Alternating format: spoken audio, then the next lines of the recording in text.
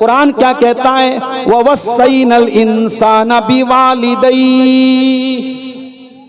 ऐ इंसान अपने माता पिता के साथ तू अच्छा सलूक कर, अपने माँ बाप के साथ तू अच्छा सलूक कर। अभी यूपी से एक जगह से खबर मेरे पास आई, मैं फोन पर मोबाइल पर किसी ने मुझको बताया, अल्लाह की कसम मेरे रोंगटे खड़े हो गए। 70 साल की बूढ़ी माँ शुगर की मरीजा थी, एक ही बेटा और बहू घर में रहते थे। 70 साल की बूढ़ी माँ घर में जगह जगह पेशाब कर देती थी।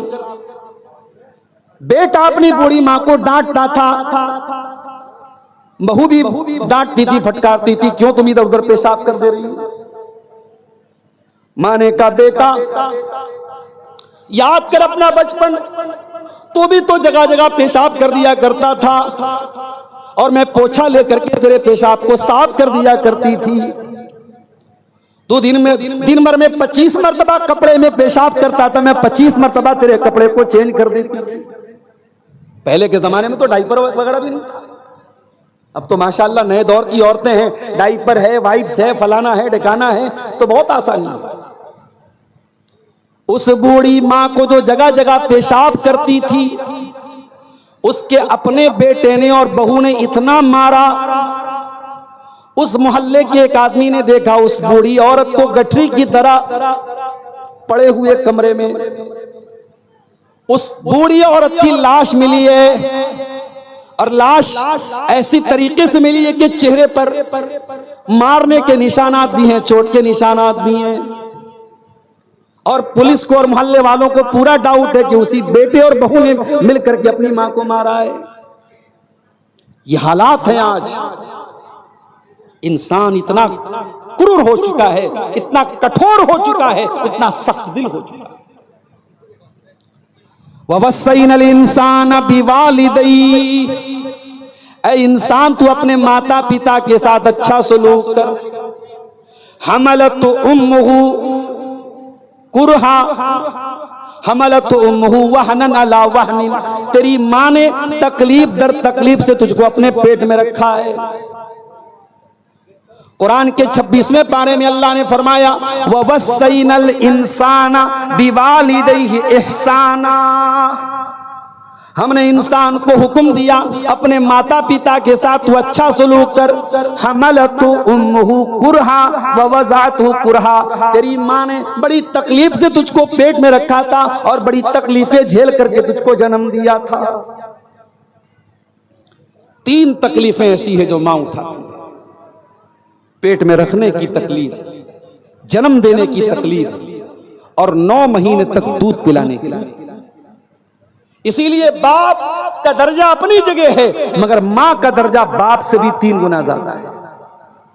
दुनिया वालों, तुम कहते हो इस्लाम ने औरत को क्या दिया है, आओ मैं तुमको बताऊं। इस्लाम ने औरत को यह सम्मान दिया है कि अगर औरत मां है तो बाप से 3 गुना उसका दर्जा ज्यादा है। जज़ाकल्लाह बेटा। अल्लाह के प्यारे नबी के पास एक सहाबी आए और आकर के सवाल किया, मन अहक्कुन नास बिहुस्न सहाबती, अय अल्लाह के नबी मेरे अच्छे सलूक का सबसे ज्यादा हकदार कौन है। आपने फरमाया उम्मुका, तेरी माँ है। पूछा उसके बाद कौन है, आपने फरमाया तेरी माँ है। उसके बाद पूछा कौन है, फरमाया तेरी माँ है। चौथी मर्तबा आपने फरमाया तेरा बाप है। जिस माँ को इस्लाम ने यह दर्जा दिया था, उस माँ को आज आपने गाली बना दिया। किसी से लड़ाई होती है, माँ की गाली हम देते हैं। तुम्हें गाली देने के लिए बाप नहीं मिला, गाली देने के लिए भाई नहीं मिला, गाली देने के लिए कोई और माँ मिली थी तुझे गाली देने के लिए, तो उन्हें माँ को गाली बना दिया। नबी ने 3 मर्तबा माँ का नाम लिया। एक साहबी अल्लाह के नबी के पास आए और कहा, अल्लाह के नबी मैं जिहाद में जाना चाहता हूं, आपके साथ जंग में जाना चाहता हूं। मैं अपने माँ बाप को छोड़ के आया हूं, रो रहे हैं मेरे माँ बाप। आपने फरमाया, ऐ मेरे सहाबी, जाओ और अपने माँ बाप को हंसा करके आओ जैसे तुम रुला करके आए हो। माँ बाप को रुलाने की तुमको इजाजत नहीं है। उन्होंने हमेशा तुम्हें हंसाया है, उनकी वजह से तुम्हारे लब पर मुस्कुराहट आई है, लिहाजा तुम्हारी वजह से उनकी आंखों में आंसू नहीं आने चाहिए। जाओ अपने माँ बाप को तुम हंसा करके आओ। औरत अगर माँ है उसका ये दर्जा है। और यही औरत अगर बेटी बन के आती है, अल्लाह के प्यारे नबी क्या फरमाते हैं, मनिबुतुलिया बिहाज़िहिल बनाति शैअन कुन्न लहू सितरम मिनन नार। जिसको अल्लाह ताला बेटी देकर के आजमाता है, जिसका इम्तिहान अल्लाह ताला बेटी दे करके लेता है और इस इम्तिहान में वो खरा उतर जाता है, अल्लाह के प्यारे नबी फरमाते हैं कुन्न लहू सितरम मिनन नार, वो बेटी अपने माँ बाप को जहन्नम की आग से बचाती है। ओ बेटी वालों, बेटी तो तुमको जहन्नम की आग से बचाने के लिए आई है, मगर तुमने क्या किया जरा गौर करो। कितनी बेटियां हैं, बाप अपनी बेटी से ढंग से बात तक नहीं करता। जवान बेटी से बाप बात करना भी अपनी इंसल्ट समझता है। बाप घर में आता है, बेटी जल्दी से कमरे में चली जाती है, बाप को देख के डर जाती है। ओ लोगों, बाप बेटियों को डराने वाला नहीं, बाप बेटियों से प्यार करने वाला होना चाहिए। अल्लाह के प्यारे नबी जनाब मोहम्मद रसूलुल्लाह सल्लल्लाहु अलैहि वसल्लम कैसे बाप थे बेटी। हजरत आयशा फरमाती हैं, बुखारी की रिवायत है, जब हजरत फातिमा आती थी, नबी की बेटी जब आती थी, अल्लाह के प्यारे नबी अपनी बेटी का वेलकम करते थे, स्वागत करते थे, खड़े हो जाते थे और कहते थे मरहबम बिबनती, ऐ मेरी बेटी तेरा आना मुबारक हो। और आप अपनी बेटी का हाथ पकड़ के चूम लेते थे और अपनी सीट पर अपने बगल में अपने बाजू में अपनी बेटी को बिठाते थे। बेटी अगर है औरत तो प्यार और सम्मान के लायक है। हमारे यहां तो साहब कहते बेटी पराया धन होती है, ये होगी किसी के यहां कहावत। हमारे यहां बेटी कभी पराई नहीं होती है, माफ कीजिए। इस्लाम में बेटी कभी पराई नहीं है। ससुराल चली गई है, किसी की बीवी बन चुकी है, किसी की मां बन चुकी है, मगर मां बाप से उसका रिश्ता कभी नहीं टूटता है।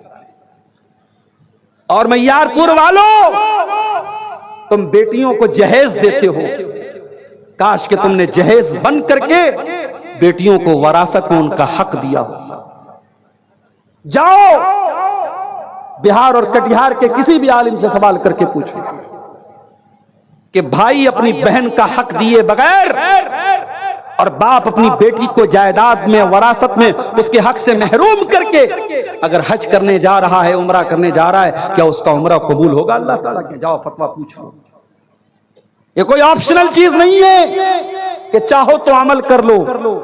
अल्लाह ने कुरान में जब वरासत बयान की, फरमाया वतिल्का हुदूदुल्लाह, ऐ मेरे बंदो, हम जो वरासत का मसला बता रहे हैं, बेटी का इतना है, बेटे का इतना है, शौहर का इतना है, बीवी का इतना है, बाप का इतना है, माँ का इतना है, हम ये जो मसला बयान कर रहे हैं, ऐ दुनिया वालों कान खोल करके सुन लो, वतिल्का हुदूदुल्लाह, ये अल्लाह की बनाई हुई बॉर्डर है, ये अल्लाह की बनाई हुई हद है।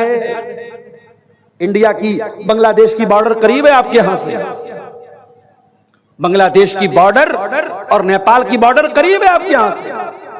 अगर बॉर्डर पर बीएसएफ के जवान बैठे हैं, अगर इल्लीगल तरीके से कोई बॉर्डर क्रॉस करता है, फौरन सिपाही एक्शन लेते हैं। इल्लीगल तरीके से किसी को किसी दूसरे देश की सरहद में जाने की इजाजत नहीं है। अल्लाह कह रहा है वरासत का जो कानून हमने दिया है, ये अल्लाह की बनाई हुई बॉर्डर है, ये अल्लाह की बनाई हुई हद है, ये अल्लाह की बनाई हुई लिमिट है। इसको क्रॉस करोगे तो तुम इल्लीगल माने जाओगे। बाप के मरने के बाद भी बाप की वरासत में बेटी का हक है।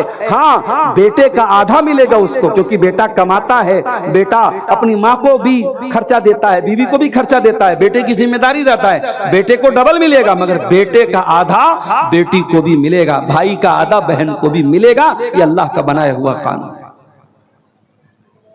इस्लाम में बेटी पराया धन नहीं होती है, माफ कीजिए।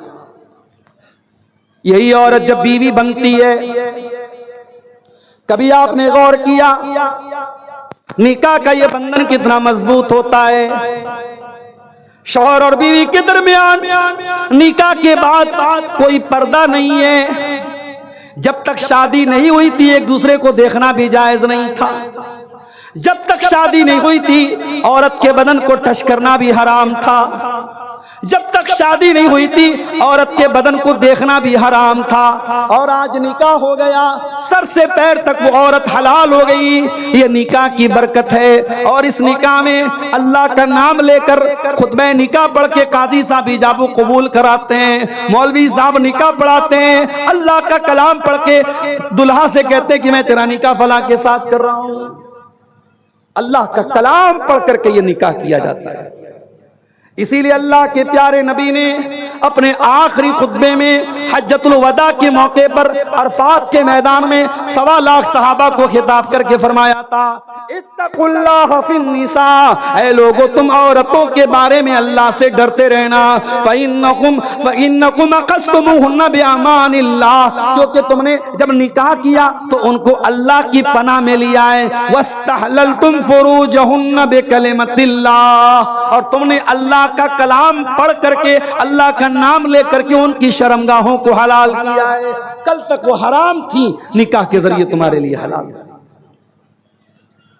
और जब ये औरत बीवी बन के आती है, अल्लाह की कसम, गर्लफ्रेंड बॉयफ्रेंड के रिश्ते बहुत चल रहे हैं समाज में, हराम रिश्ते बहुत चल रहे हैं समाज में, मगर जो गलत है वो गलत ही रहेगा और जो सही है वो सही ही रहेगा। शौहर और बीवी का जो रिश्ता है, जो हलाल रिश्ता है, अल्लाह की कसम उसमें सुकून है, हराम रिश्तों में सुकून नहीं है।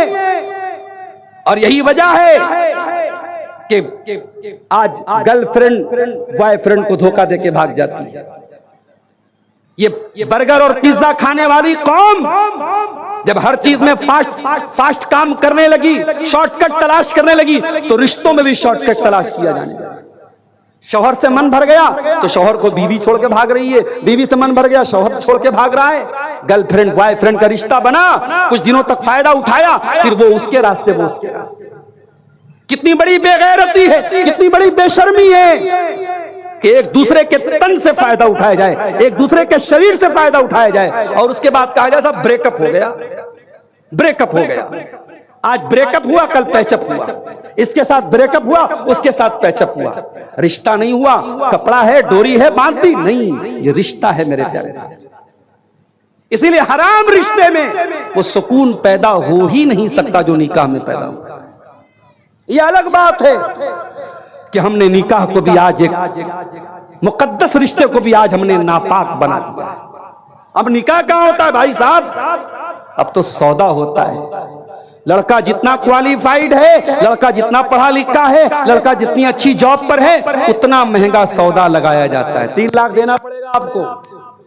हमारे लड़के को बुलेट चाहिए, और थोड़ा अगर लड़का ज्यादा पढ़ा लिखा है, ज्यादा पैसा कमाने वाला, गवर्नमेंट जॉब में है, तो बड़ा सा मुंह खुल जाएगा, फॉर्च्यूनर चाहिए।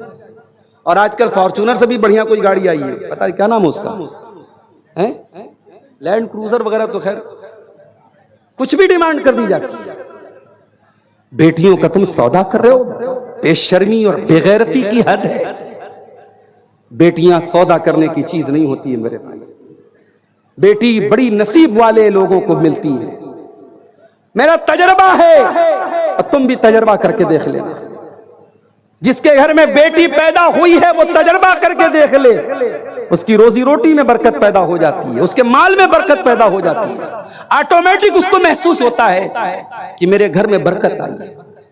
और जिनके घरों से बेटियां चली जाती हैं, उनका कारोबार मंदा पड़ जाता है, उनकी रोजी रोटी कमजोर हो जाती है। बेटियां बरकत लेके आती है मेरे साथ।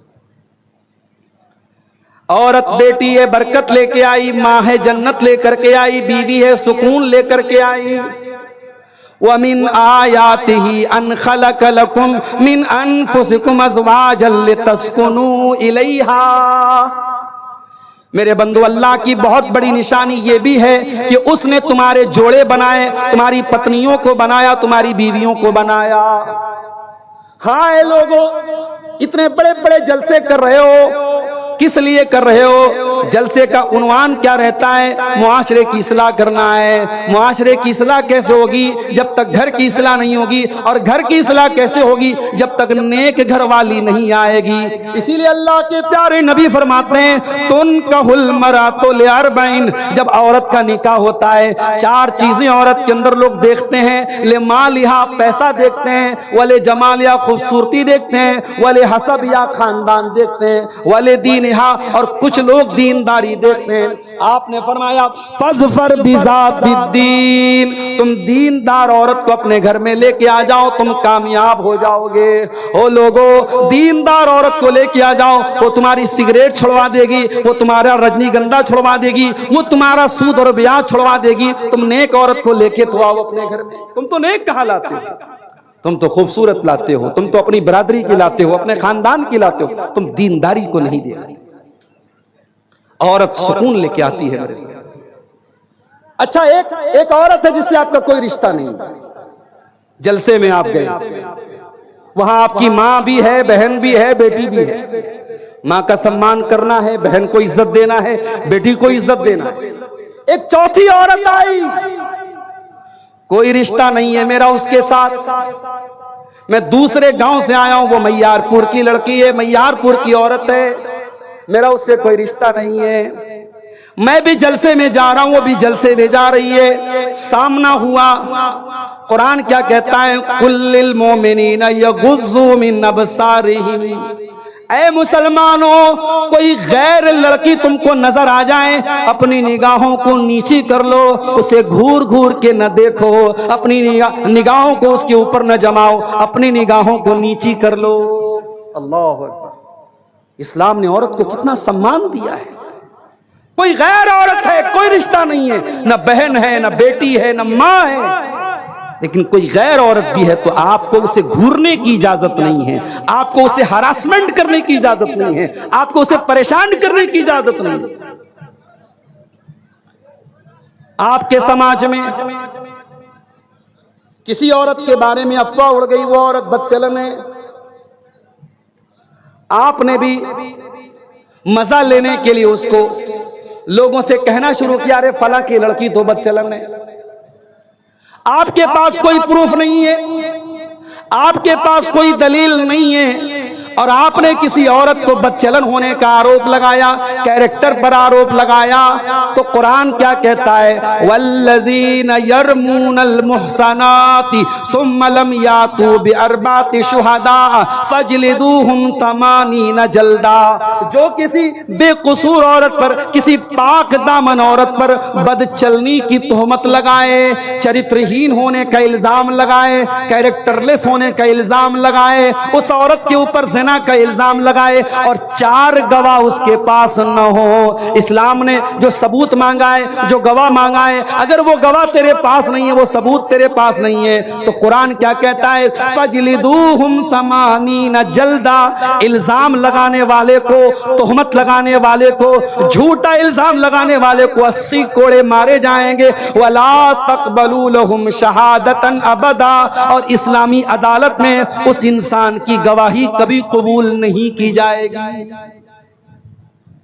औरत के सम्मान और औरत के चरित्र की कितनी अहमियत है।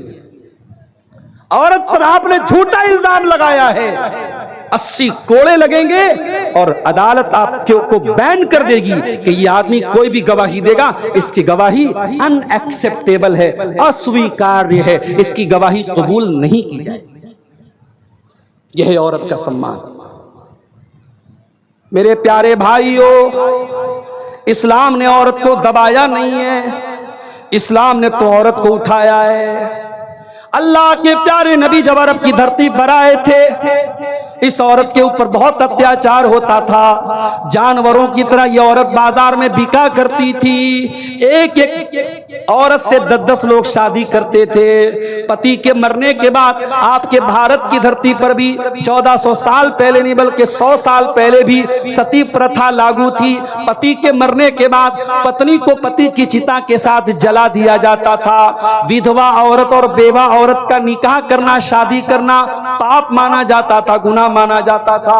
अरब के अंदर जब कोई शौहर मर जाता था 1 साल तक उसकी बेवा औरत को एक काल कोठरी में बंद कर देते थे, उसी में लैट्रीन करती थी, उसी में पेशाब करती थी, उसी में खाना खाया करती थी, उसी में पानी पिया करती थी। 1 साल तक उसको सूरज की रोशनी देखने नहीं दिया जाता था। इस्लाम ने आकर इन कुप्रथाओं को रोका है।